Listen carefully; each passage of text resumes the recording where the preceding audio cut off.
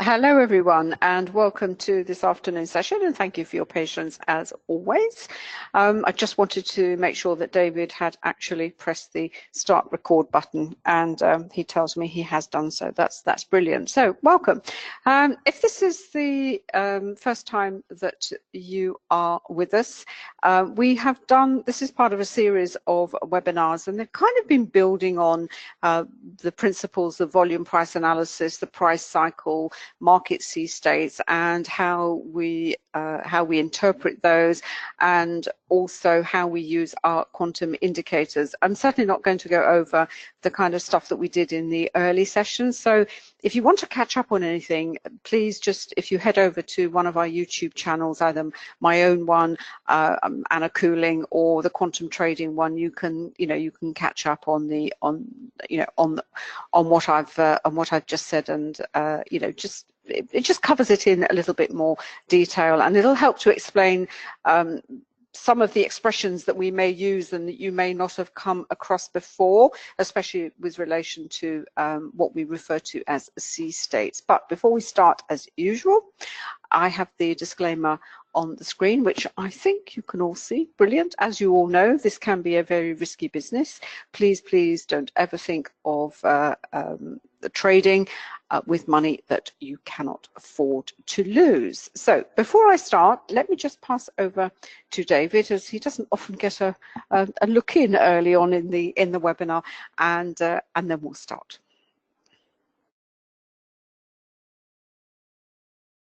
Thank you, darling, and a very warm welcome to you wherever you are in the world. It's an absolutely glorious day here in the UK, and I hope it's nice and sunny and warm where you are, wherever you may be, whether it's a morning, evening, or perhaps even middle of the night. So a very warm welcome to you. If it's the first time you've come along, it's great to have you here. If you have any questions, then we're more than happy to answer them either in the chat box, or if they're more detailed, then we will answer them on air. We generally start with the MT5 platform, which is, as you may or may not know, is a multi-asset platform, which actually gives you access to, Anna's just pulled the screen across there, I've got the dollar index up there, top left, cable, and currency strength indicator at the bottom there. But it is actually a true multi-asset platform, which gives you access to all these markets, but in a very cost-effective way. So if you've never traded or invested in stocks or indices, in futures contracts or commodities, futures, then this is a great place to start, because it doesn't require the same level of investment and margin that will be required if you're trading, certainly if you're trading stocks and cash markets, and certainly if you're trading futures contracts as well. So it's a great place to start. It's a fantastic platform. If you're familiar with MT4, maybe you've started in Forex, you're thinking of maybe trading other markets like commodities or indices, it's a great place to go. I've got the NinjaTrader platform up. I've got the live stock feeds. I've got the futures contracts as well, and we'll flip-flop between the two. We tend to focus more on the NinjaTrader platform here, and we are developing other platforms as well. We've got Trading View on the stocks at the moment. That's being worked on, and then we'll be into TradeStation and one or two others in the future as well. So we're building the portfolio all the time of platforms. And one of the key things about the quantum indicators is that you can port them across from one platform to another at no cost at any time. So if you invest in a single indicator, you can port that across to other platforms as we develop them. And we make that available to all traders, because what happens over time is you start in one market and then maybe you migrate to another, and you want to upgrade to a different platform which has more sophistication maybe, and you want to take your indicators with you. So we make it very easy for you. I'm just going to pass back to Anna and we will get going. A couple of things. The reason we've moved this session to 3:30 is primarily because we're just getting a little bit fed up with the racking about that goes on at the open, and you know, from a trading perspective, these crossover sessions, certainly if you trade Forex, you will know you really do have to be aware when, you know, one center opens and another. The London Open is a classic. You've got Europe, and you get a lot of volatility. And, you know, much as it was interesting to look at, in all honesty, if you are, you know, if you're going to be day trading, you know, your day trading is not just going to be at the open of the you know, of the financial center that you are looking to trade. I mean, you know, there's lots going on. It all seems terribly, you know, as I said, a lot of volatility, a lot of price moves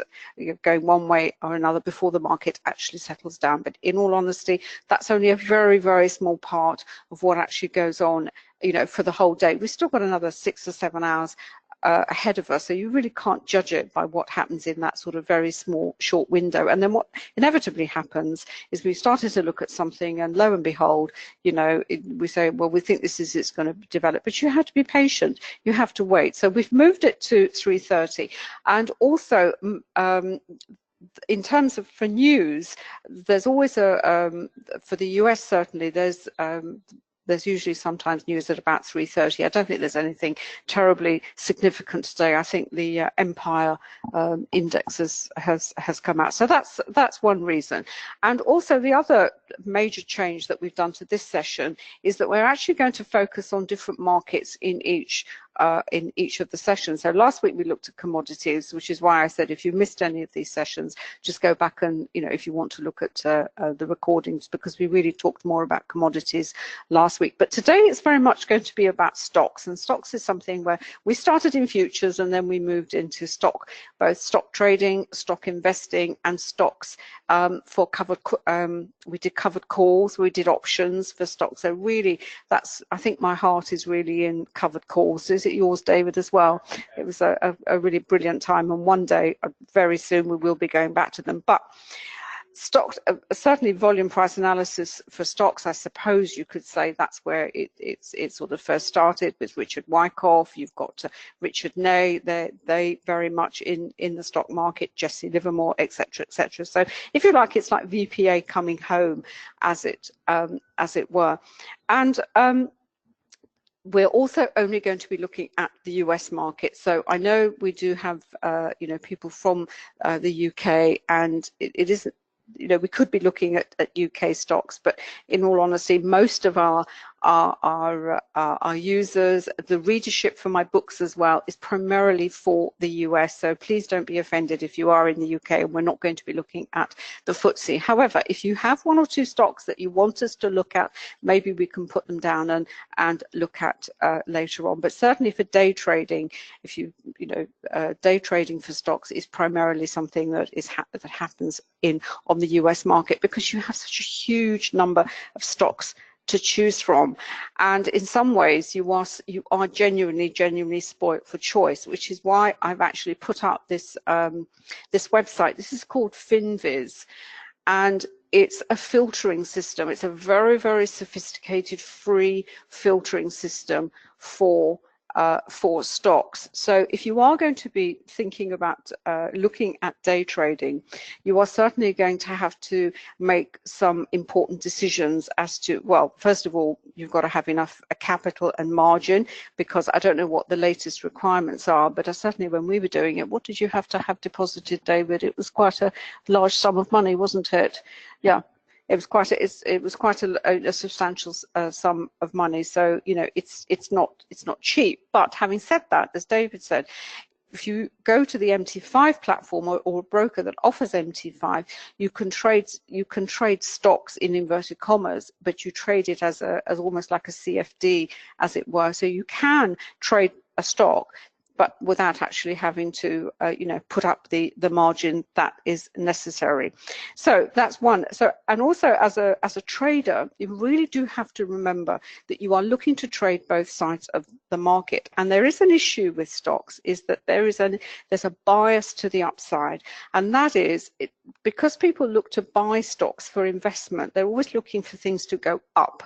The idea that it could ever go down is something they really, really don't feel comfortable about. I know I think some guy contacted me a few years ago. He was very into volume price analysis, and he was very excited about using volume in his analysis. But he then emailed and said, "But you know, of course, I could never short anything. I could never sell. You know, I think it's." He actually took a moral stand about shorting a stock, and I'm thinking, well, you know, fine, that's your opinion. But as a trader, you are not looking for, you know, the next 10 bagger. What you're looking for is a stock that will, you know, that you're looking at a price cycle of a stock, and you're looking at it from a VPA perspective and a C-States perspective, and you're looking for an opportunity. Is that stock at a distribution point? Is it as an accumulations point, or is it in a trend? Are you looking to join that trend, or are you looking to short, you know, buy, sell? You don't really care.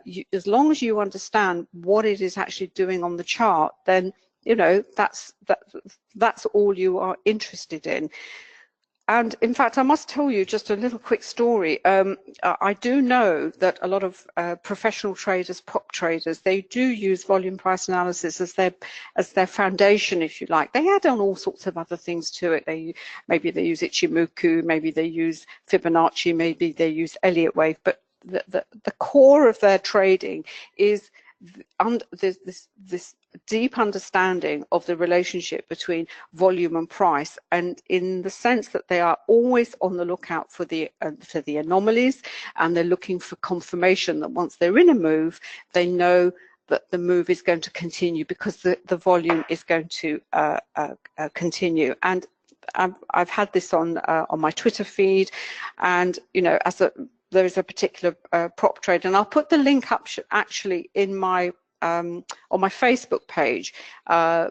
You can go and you can watch the video. This is someone who has bought the book, and he has selected just 12 stocks that he sort of really hits every day, either a buy or a sell. He's not really interested, you know, he'll buy it in the morning, sell it mid-morning, buy it again in the afternoon, and sell it before the market closes. And as I said, and he will apply the principles of volume price analysis and his other indicators as well to you know, to make money basically. But to return to Finviz, because obviously with stocks, particularly in the States, you are going to have to be aware of not only do you have to select your stocks, but you have to come across things like earnings, the dates when earnings are due for the stock.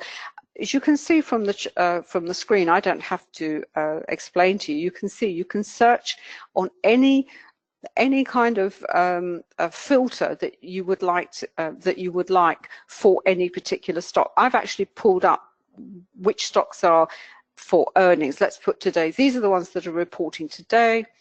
Then we have this this week, we've got next week, and so on. And so I'm not going to go through all the criteria that you can search on. But the other part of this Finviz that I want you to have a look at is this float, the floating supply, because an important part of stock trading and investing is understanding what the floating supply is for a particular stock.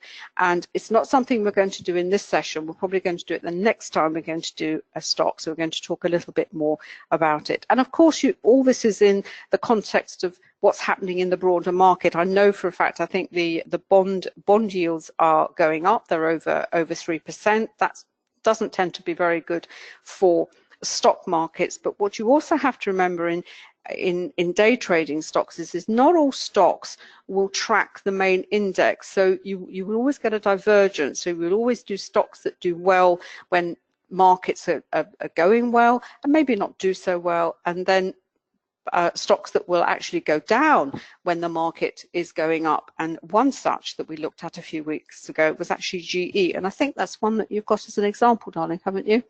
Yeah, GE is one that where it, you know, the stock market is going to the moon, and GE is going south at a fairly fast rate, as it were. That's all I'm going to say about a stock, just general introduction about stock trading, not so much about investing, what you have to be aware of if it's something that you're going to think of.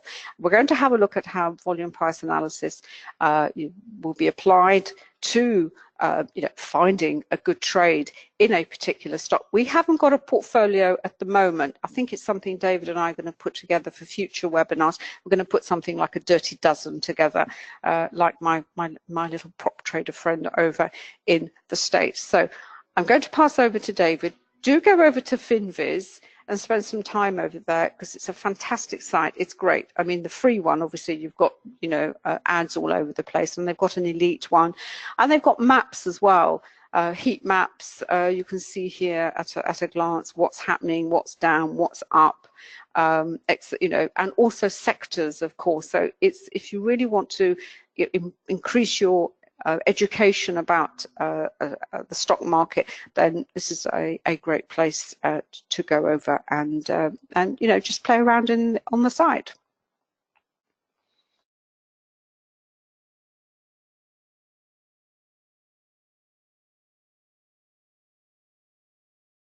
Just switching screens from Anna's over to the NinjaTrader, which should be coming up anytime now. Yep, just checking over Anna's shoulder there. That's great. I'll just move the chat box out of the way. I've actually got GE up, and just to highlight what the various charts are, on the top left I've got GE on a 3-minute time horizon. At the top right here, again, I've got GE. One of the nice things that you can do with NinjaTrader is you can actually link instruments. So this little green square here just means you've got an instrument link. So it simply means that all these charts are linked together. So when you change quickly from one stock to another, it automatically changes for all the various linked charts. This is on a renko at the moment. You can see this is set to 2 renko. And what that means is, because we're on GE, which is trading at $12.81 at the moment, all these bricks here are basically 2 cents. And obviously that will change according to the stock. If it's a very high value stock, then the brick size would be a lot more in terms of cents and dollars. And likewise for lower value stocks, it will be relatively smaller. Down the bottom here, I've got GE on 15-minute. And over here on the left-hand side, for reference, I've got the YM, which is the futures contract for the Dow 30. And what I've also got on a similar tab, I've got the NQ here, which is the NASDAQ, and I've also got the ES. And what's interesting at the moment, and we're seeing this a lot right now, and we've seen it reflected many, many times over the last few weeks and months. So this is something which is very unusual. Doesn't happen a lot. Normally what happens with all the major indices, they will all generally move in the same direction. There may be minor changes or minor variations, but certainly on a daily basis and on an intraday basis, you will see all the 3 key indices moving in lockstep together in the same direction. And what we've got, once again, if we've got this divergence, we've got the YM, in other words, the Dow has actually risen. It had a little bit of sell-off to start with, but now we're starting to see it rise. Whereas the NQ fell straight out of bed and has carried on lower. And as I say, we've seen this several times, many, many times before, where you've got one cash market is rising and another is falling, and the NQ and the ES are both falling. In terms of points, the ES is currently down 7 or 8 points, so some decent points there, certainly the NQ. So there's a hatful of points to be taken out of that particular market if you're trading futures. And of course, from a stock trading perspective, on an intraday perspective, there are many, many different factors and facets to bring into the decision-making process. Not least of all is, what is the primary index doing for that particular stock that you're thinking of day trading? It's not always a fact of life that if the index is rising, then all stocks in that index rise, and conversely, if it's falling, they all fall. It generally happens that way if it's a relatively strong move, but not always, because there are many other drivers for stock movements, not least of all the volume. Then you've got sectors, then you've got earnings, and a multitude of other facets as well. So there's all sorts of things that come into play when you're looking at whether a stock is rising or falling broadly in line with the index. You can see there the NQ is ticking on down. In terms of where we are with GE, I've also got the tick chart here for GE. It's let's just change that to the right setting. That's 980. Let's put that on 987 tick. Be a bit more meaningful. There we are. That's on the tick chart. The reason I've got these two up here, and this applies to stocks as it does to any other market, whether it's a commodity, whether it's a stock, whether it's an index, whatever it may be. This is a way of trading intraday using non-time-based charts. Renko charts are fantastic. They smooth everything out. You've just got a brick size, so everything is very mechanical in that sense. You haven't got wicks and all the rest of it to deal with. So it smooths the noise of the market out. So as an intraday trader, it's a great blending chart to use with your time-based charts, for example. The tick chart, the reason traders like tick chart is because, like the Renko, you'll get a sense of momentum. You'll get a sense of speed in the market as the market speeds up and slows down. At the moment for GE, we're in a pause point. And when we look down at the 15-minute time horizon here, on the bottom left, I'll just pop that up full size. There we are, make it a bit easier. We had the gap down over here. Sorry, that was, where are we? Yeah, that was there. We've had this strong move higher on the open, but we've had volatility on the candle. And when volatility is in the market, then with this sort of volume, we're expecting the market to move into congestion phase. It's exactly the same principles as in other instruments and other markets. The same principle applies. So what we're seeing right now in terms of this particular stock is no great surprise. It's in a consolidation phase. And that's one of the many, many reasons of using multiple time frames, just to give you that heads up on what is going on. If we pop this down to a different time frame, let's just go to 5, for example. What are we seeing there? Pretty similar picture. Let's just pop that up full size, make it a little bit easier to see. We had the volatility come in here, the initial. Then we had more volatility. Then we moved into this phase where we get some weakness. We've got a lot of volume coming in under that particular candle. We've got a deep wick to the upper body, and the stock closes pretty much back near the open on that session. We've got a pivot high formed. We're in a congestion phase. The trend monitor still suggesting that we're maintaining that bullish trend, but as you can see here, we're seeing a transition from the bright blue. Now we're starting to see a transition into the darker blue, and possibly through into red if that's the direction it ultimately takes. But at the moment we are in a pretty strong phase of congestion, albeit on a 5-minute time horizon. Let's just pop that back over to 15. The tick speedometer over here, this is working in exactly the same way as it would do on any other market. It's on a stock, and what it's delivering down here, it's telling us the tick speed setting that we need to set this particular tick chart to. And I've got this set to 987 at the moment. You can see it up here.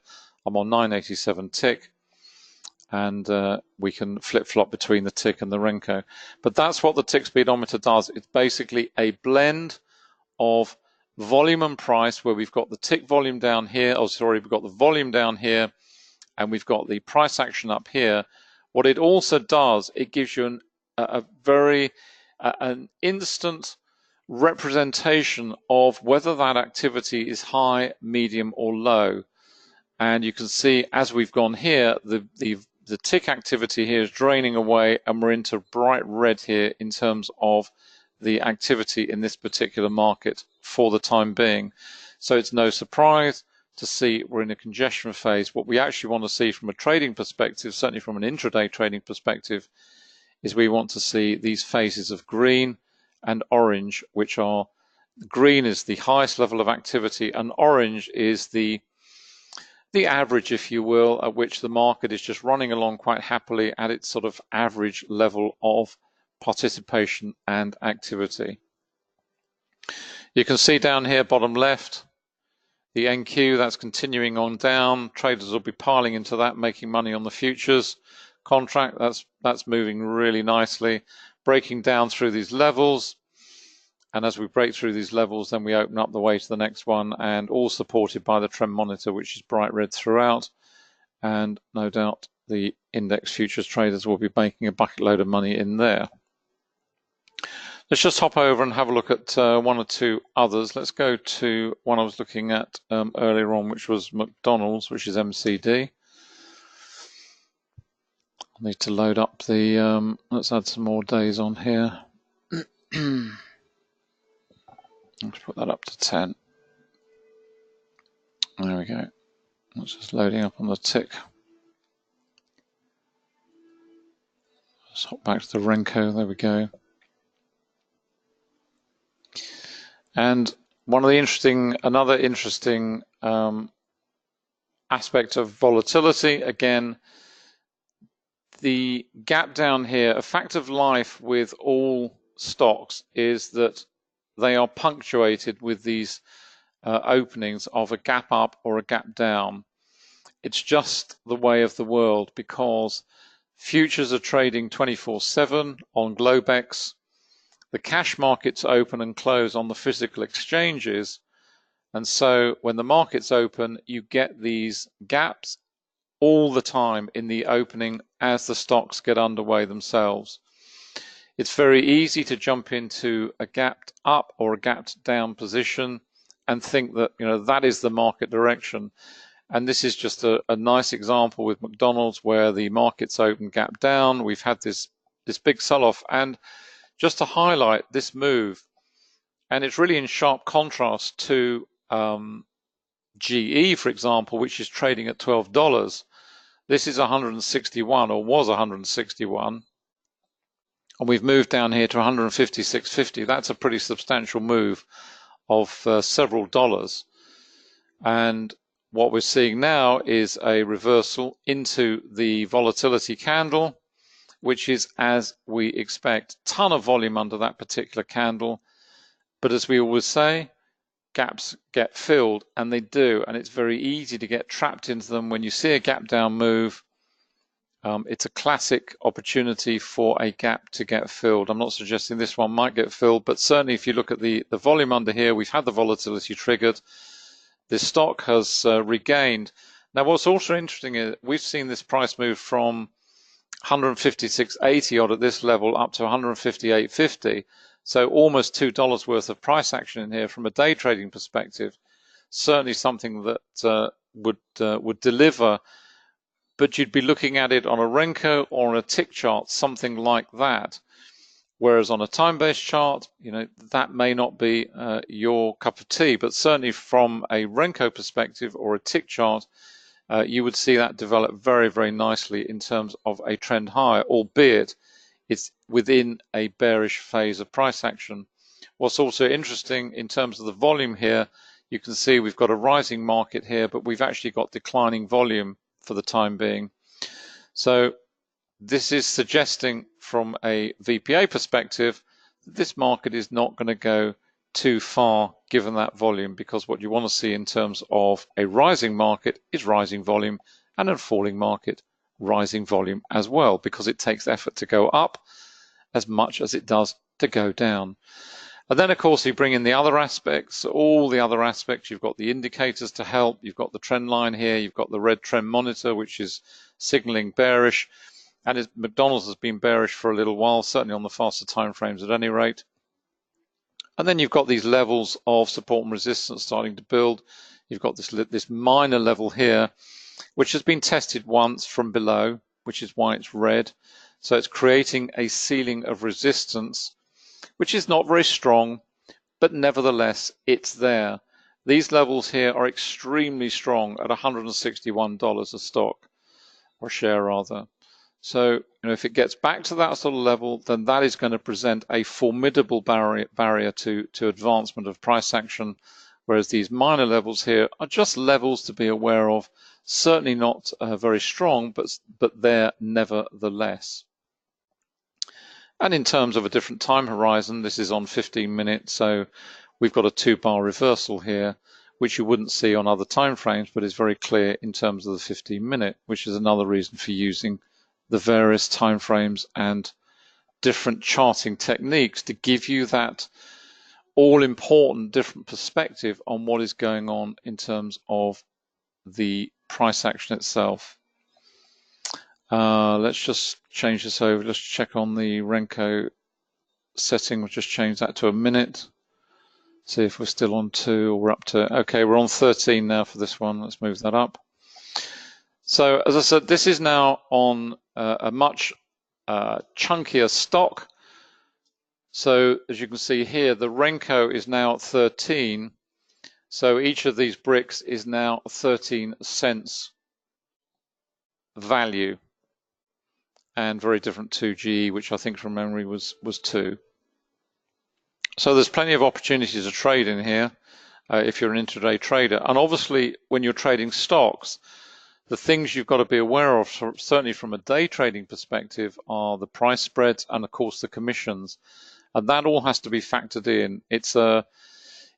There are so many things to consider from an intraday day trading perspective as to what is possible, what is likely to work out. It's a little bit like trading in Forex, where you're looking at the spreads and trying to take a few pips out of a widespread pair is very, very difficult. The same applies to stocks. You've got to pick them with care, and you have to select them on the basis of, well, you know, what is the spread? What is the expected intraday price movement for this stock?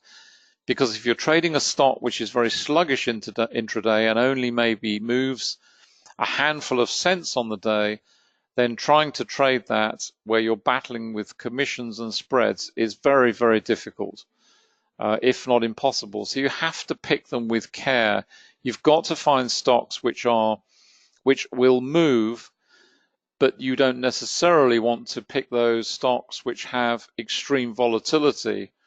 I'm not going to go into historic and implied volatility, but you want to be trading stocks which have a relatively measured and even paced characteristic of price action if you're going to day trade them. And going back to what Anna was saying, it is one of the criteria that you would use as a day trader to select your stocks. That will be certainly one aspect. You wouldn't go, for example, for all, not penny stocks, but, you know, pink sheet stocks, which whiz around all over the place. They only cost a few dollars maybe. They're extremely volatile.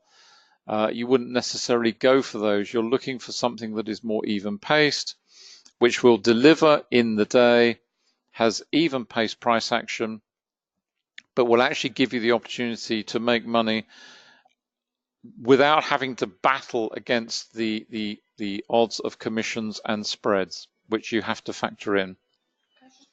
Yeah, I'm just going to pass back to Anna for a moment.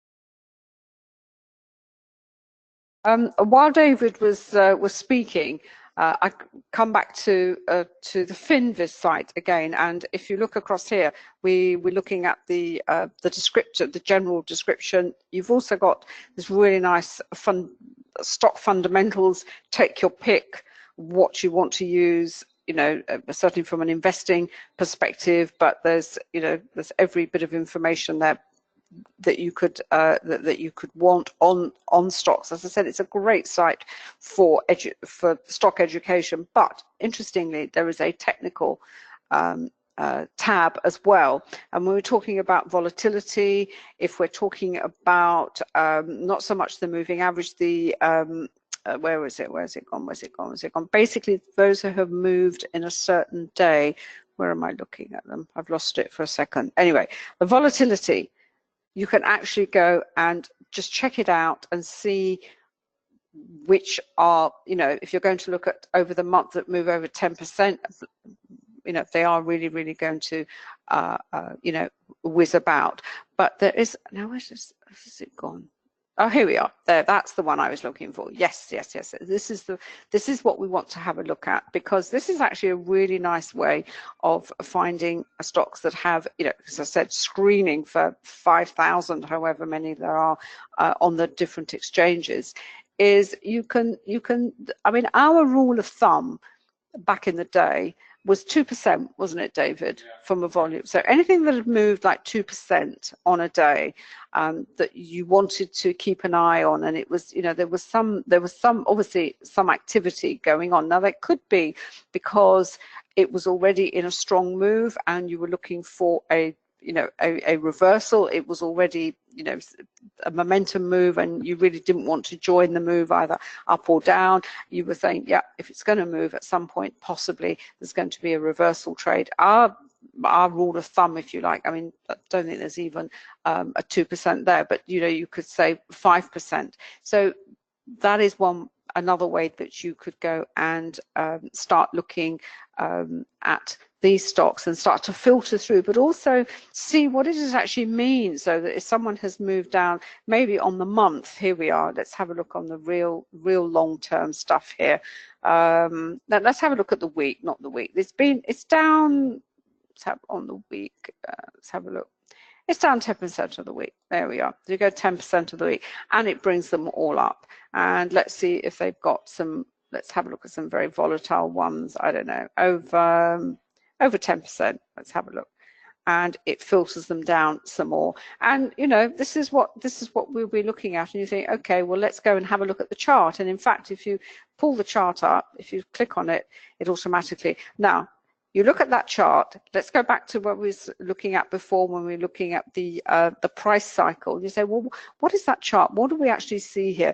Well, we had this. It was obviously in a period of long congestion here. This is the weekly chart. You can see here, because this analysis that you do, once you understand the price cycle and you understand the relationship between price and volume, and it was going to be in a congestion period, because look at the volume. The volume wasn't going anywhere.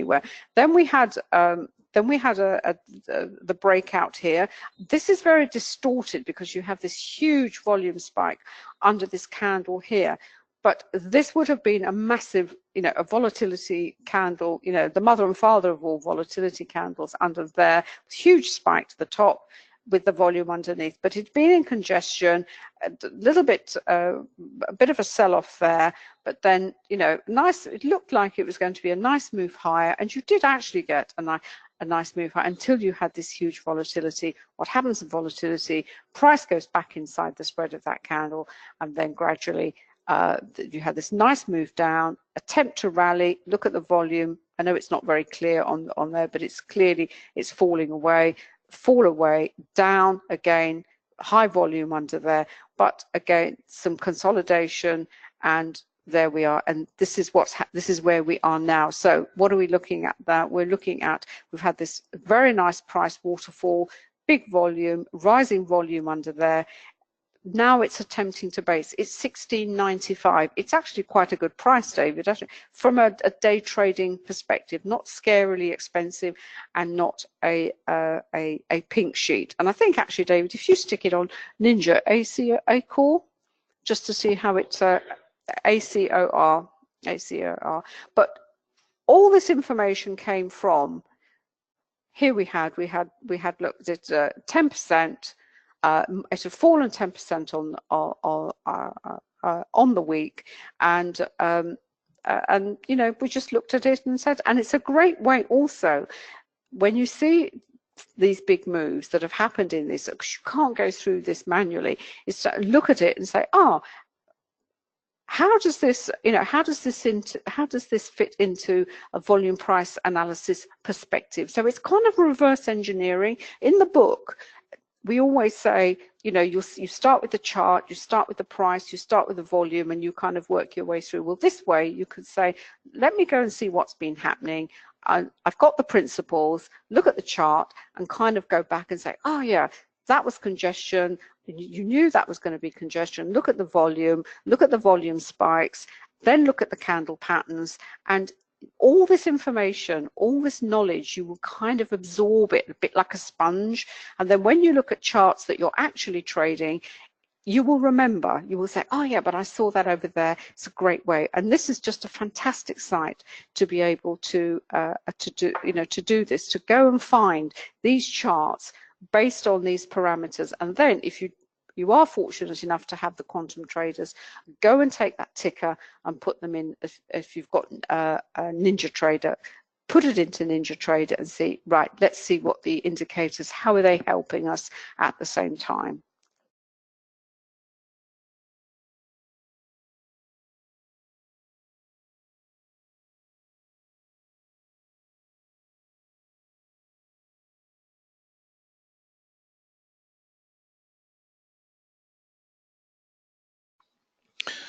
I've just pulled up ACOR while Anna was speaking there. Is it up on your screen? Yeah. There we go. And certainly a nice example. It's obviously one of the things that you know, is always an issue is sorting, filtering. There are so many tens of thousands of stocks to sort, filter in all these different ways. This is another nice one. It's you know, it's $17. It's not a scary price. And one of the really nice things we used to look for, certainly in terms of cover call writing in the US markets, it's only 100 to underwrite the option, whereas in the UK here it's 1,000. And the vast array the other reason for trading US stocks in that way is that you have a much, much greater selection to choose from than you do in the UK. So the US market is fantastic in many, many different ways. This is a really nice example.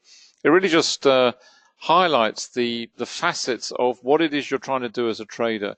If we look at the renko here, we've had this very solid run down. Trend monitor's bright red. Now we transition through into dark red. Now we're seeing the bullish trend develop. Trend dots have transitioned from grey. We've gone into blue. We're on the pickup. We've got a red here, but not a flicker of change in the trend monitor below. And we're starting to rise again and recover from the opening. And if we go down onto the 5-minute chart, just pop that up full size. What's interesting about the 5-minute chart, certainly in terms of the volume perspective, we saw a lot of volatility on the move lower. But look at the way the volume declines as we get to the bottom here. We had decent volume under this one, a very, very low volume in terms of this price action. Price action and volume, it's all about comparative. It's comparing one with another. It's comparing groups. It's using a benchmark candle to try and give you an assessment of whether that particular candle's volume is high, medium, or low. You can see it falling away under here. We've got a widespread candle, but we've got relatively low volume. We're certainly well into the session, so you know, in this region we're comparing light with light. We're not comparing across the session, and we're starting to see the pickup. We start to see the rise in volume. A little bit lightweight here as we're moving through here, but on that last candle here we've got decent volume under it. The issue here for holding, certainly on an intraday perspective now, is this concentration of potential resistance that we're heading into right now, which was developed, is very, very strongly developed between 1720 right the way up to 1750. So we've got 30 cents worth of congestion here, very heavy on these darker lines on the accumulation distribution, which is really laying out those levels. This is less severe, then we get some much heavier potential resistance here with some lighter resistance here. Now, obviously, to get through that lot, it's going to take effort. It's going to take volume. If this stock is going to rise further, it has to penetrate that level. And of course, you'll be looking at it on a different time horizon as well to get different perspectives on what is going on. What's interesting over on the tick speedometer here, you can see while Anna was talking, you know, the market was very sluggish, very lackluster. We were in red, very little activity. Now, all of a sudden, you know, we've sparked into life. We've changed to green. We've got a decent tick up in volume here, and we're starting to see this particular stock move up, and we've gone too fast, which is the green setting. In terms of the tick chart itself, I've probably got to change that across from where it was before. Let's change that to, let's put it on 34. There we go. Just load that up. There we go. And on the tick chart, exactly the same principles apply. We've got the resistance and support regions very clearly laid out here as well. We're trying to battle through those. You can see the trend monitor. We went from this bright red phase into a darker red, into a darker blue, and out the other end into the brighter blue. We transitioned here into darker blue as the market paused in this area, but we never actually moved into even dark red at that stage. We've gone back into blue again. So for the time being, we're holding that particular bullish phase of price action. But you've always got an eye on what is going down in terms of your time frames down there. You'll be looking over at your renko, which is smoothing out all this price action, helping to remove that noise from the market. You've got an eye over on your tick speedometer, and of course you've also got an eye over on what the indices are doing. We're seeing a general tick up in activity, and you've also got to remember that dear Donald, with his finger, hovering over his tweet, could upset this at any second. That is a fact of life. It applies to all the markets we trade. It just so happens that, that's the way he delivers messages to the market and he likes to communicate. So it's just a fact of life. We have to accept it. You could be in a nice position 1 minute and the next minute it all goes pear-shaped because Donald's tweeted out something about trade wars and all the rest of it, or new trade sanctions, etc., etc. But we're seeing a little bit of a pickup now on the NQ. That initial bearish sentiment is draining away, although not terribly strongly in terms of the, let's just pop that up full size. The volume pickup is not great. Certainly under that last candle, the volume there looks pretty low. And once again, we're running into some areas of potential resistance overhead. This has been tested twice, not hugely strong, but nevertheless a little bit stronger than one of these, which is only one. And then we've got this massive potential resistance up here at 75.60. Just pop that back down again. We're still climbing. We're up to 17, we're now 1740 now. We seem to be battling, we're trying to battle through this region. A little bit of flip-flop on the trend monitor. We went into dark blue, now we're back to bright blue again. Under that last candle, we've got a decent bit of volume coming in under there. Nice shaped candle, no wicks to mention. So, the price action was solid and there was no particular selling in that phase of price action. Got a lot of volume coming under that one. That looks a little bit weak because we've now got a wick to the top side, high volume. So the market is struggling a little bit at this level. For that sort of level of volume, if you compare it with the previous candle, if we assume the previous candle was correct, in other words, in agreement between price and volume, then this is certainly in disagreement. If that is your benchmark candle, there's no reason to suggest it wouldn't be. So the volume here on that candle, if that's the benchmark, looking at this, we've got double the volume and the price action has not delivered. If this were in agreement based on our previous candle and volume, then you would expect this to be certainly, probably through this level actually, but certainly somewhere up near the top here, if not through it. But it hasn't. So we can therefore deduce and assume that within this region, we had some selling coming into the market, some strong selling. The wick to the upside tells us that there is a certain amount of weakness anyway, just purely based on the candle itself. The volume really confirms that. So what are we seeing now? We're seeing the market roll over.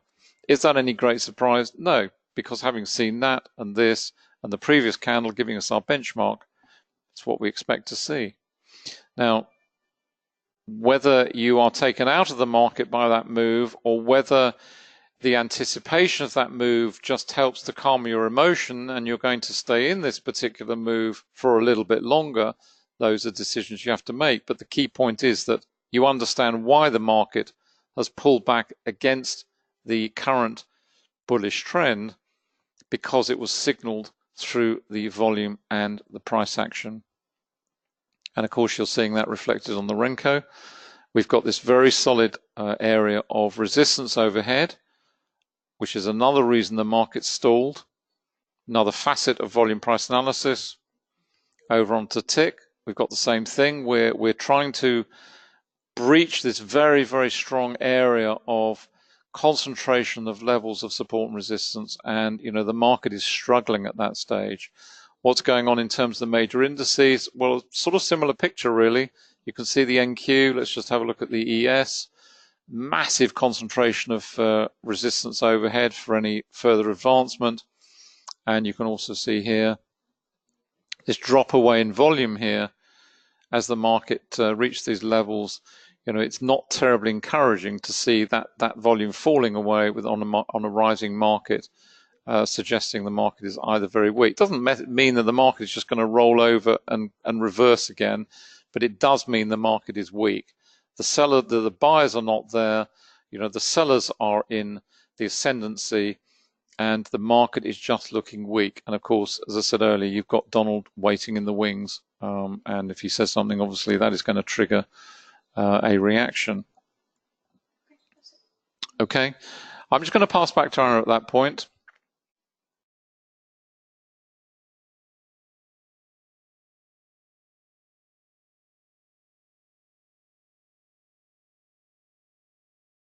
That's brilliant. Thank you.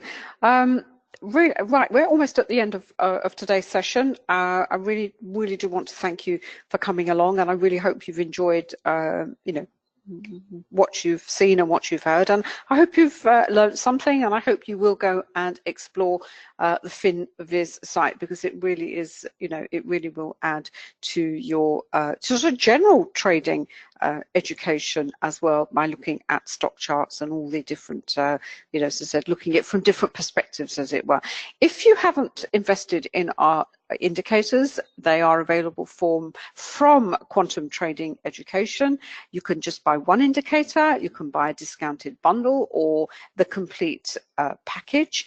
You do get a lifetime license. All upgrades are free, and also when we develop new indicators, they are automatically added to your package, and we've got one or two in the pipeline as well. And we also offer a 7-day money-back guarantee. It does include 24/7 support, 365 days of the year, and as David said earlier, you can transfer from platform to platform, but there is a slight a price difference between MT4 and MT5. No, that's $894 for the package.